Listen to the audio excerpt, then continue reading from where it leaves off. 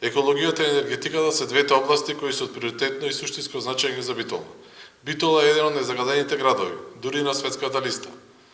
А судбината на рек Битола и неговото функционирање од суштинско значење. Од два аспекти. Здравјето на битолчани и економијата. Мора да биде направена модернизација на рек Битола. Проектите кои ги нуди ВМРО-ДПМН и председателот Христијан Мицковски за нас почитувани битолчани се пресудни. Конечно, со реализацијата на проектот гасификација завршуваат сите лаги и манипулации на СДСМ, владата во заминување и неспособната локална самоуправа.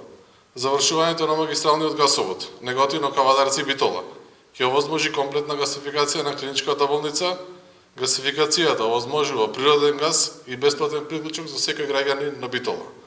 Битолчани исто така добиваат можност за енергетска обнова на своите домови, преку нови фасади, нови прозорци, сончеви колектори, со дури 50% учество од државата. Сите овие сериозно обмислени проекти во енергетиката директно засегаат и здравата животна средина.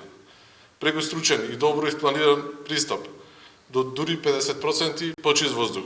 ВМРО-ДПМН своите проекти ги правеше со вас, почитувани битолчани.